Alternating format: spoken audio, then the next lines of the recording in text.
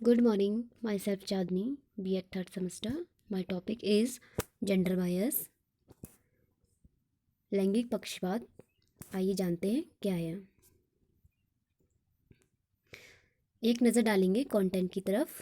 First है introduction, second what is gender bias, third reason for gender bias, fourth measures to end gender discriminations and last conclusion. सबसे पहले बात करेंगे introduction की। भारत एक बहुआबादी वाला राष्ट्र है जहां अनेक स्तरों की विविधता पाई जाती है। भारतीय आबादी का लगभग आधा हिस्सा, जिसे आज की आबादी के नाम से जाना जाता है, स्त्रियों का है। आज भी आज़ादी के 69 वर्ष बाद यह अत्यंत हेय का विषय है कि महिलाओं की एजुकेशन की तरफ कम ध्यान दिया गया है। अतः वर्तमान आवश्यक है कि जेंडर बायस को समाप्त कर महिलाओं की स्थिति में सुधार किया जाना चाहिए। आगे बात करेंगे what is gender bias. Bias word का मतलब है पक्षपात। लैंगिक पक्षपात में महिला व पुरुष के प्रति उनके जेंडर के आधार पर अनुचित तरीके से ट्रीट करने को भेदभाव या पक्षपात कहा जाता है। कोई भी सेक्स, मेल या फीमेल, शक्तिशाली माने जाने की अवधारणा है। इस तरीके का व्यवहार किसी भी एक जेंडर के लिए पक्षपात, फेवरेटिज्म को दर्शाता है। डेली लाइफ एग्जाम्पल की बात करें तो एजुकेशन सिस्टम चाहे घर पर हो या स्कूल पर, एक लड़का एवं एक लड़की में भेदभाव देखने को मिलता है। बॉयज़ को अच्छे स्कूल में डाला जाता है गर्ल्स के अकॉर्डिंग। और स्कूल की बात करें तो जब क्लासरूम में जिम्मेदारी देने की बात आती है तो बच्चों को, तो उसमें टीचर्स का यह कहना है जो लड़के हैं वो डेस्क एक्सचेंज करेंगे या डेस्क को अरेंज करने का काम करेंगे, जो गर्ल्स हैं वो फ्लोर स्वीप करेंगी। Next, home roles and responsibilities. एक मैन व वुमेन से के बीच में डिस्ट्रीब्यूट किया गया है कि वहाँ पर वुमेन से एक्सपेक्ट किया जाता है कि वो डोमेस्टिक घर के जितने भी काम है वह करे, बाहर जाकर काम ना करे।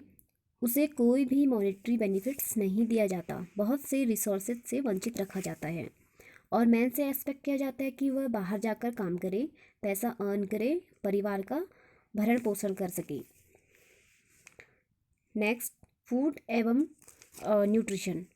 न्यूट्रिशन के डिस्ट्रीब्यूशन के मामले में भी आपको ऐसे कई परिवारों में भेदभाव देखने को मिलेगा। जो उनके चाइल्ड बॉयज़ हैं उनको ज़्यादा अच्छा फूड व न्यूट्रिशन वाला फूड प्रोवाइड करते हैं, जो गर्ल्स हैं उन्हें कम न्यूट्रिशन व कम क्वांटिटी ऑफ फूड प्रोवाइड किए जाते हैं। वही वर्क प्लेस की बात करें तो वहाँ पर भी हमको एक्सपीरियंस करना पड़ता है कि जेंडर बायस क्यों।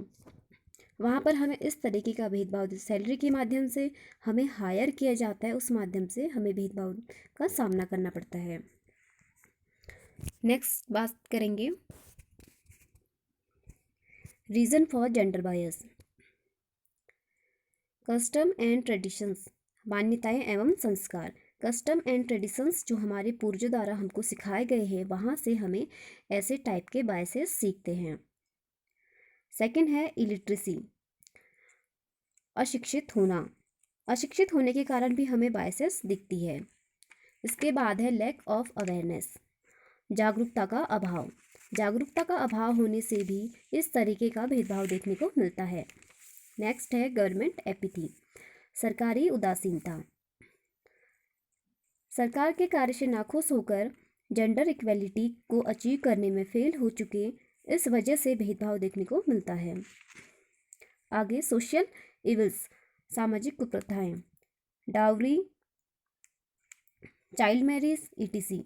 इन सब की वजह से, इन सब की जड़ें एक ही चीज़ से मिलती है, वो है फॉल्टी एजुकेशन सिस्टम, दोषपूर्ण शिक्षा। दोषपूर्ण शिक्षा, हमारा एजुकेशन सिस्टम जो है इतना डेवलप नहीं है कि वो जेंडर बायस जैसे इशूज़ को एलिमिनेट करके जेंडर इक्वलिटी को प्रमोट कर पाए, अचीव कर पाए।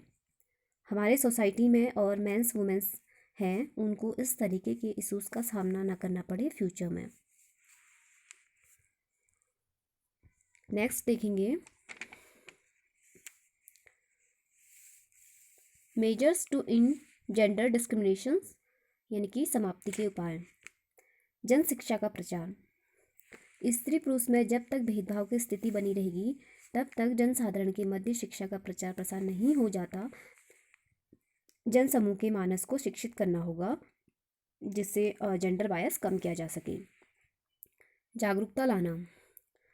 स्त्री व पुरुष में वर्षों से चली आ रही भेदभाव की भावना आज तक जीवित है। इसे टीवी, रेडियो, मोबाइल, इंटरनेट, नुक्कड़ नाटक, चलचित्र, पत्र पत्रिकाएं, दीवार लेखन, अखबार इत्यादि से लोगों को जागरूक किया जा सकता है।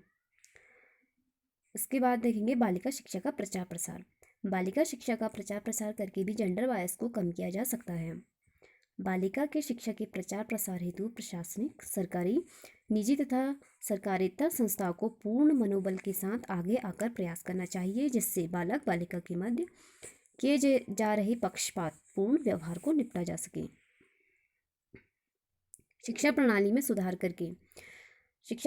सुधार करके जेंडर बायस को कम किया जा सकता है। सामाजिक कुप्रथाओं पर रोक लगाकर जेंडर बायस को कम किया जा सकता है। लास्ट देखेंगे सुरक्षात्मक वातावरण। बालिकाओं के लिए सुरक्षात्मक वातावरण का सृजन हो। पुलिस तथा प्रशासन के साथ समाज को भी ऐसा सुरक्षात्मक वातावरण सृजित करना चाहिए, जिससे बालिकाएं जब घर से बाहर निकले तो उनके माता पिता निशंक रह सके। लास्ट बात करेंगे निष्कर्ष। स्वतंत्र भारत में जेंडर बायस को समाप्त कर खाइयों को भरने की दशा में अनेक काम किए जा रहे हैं।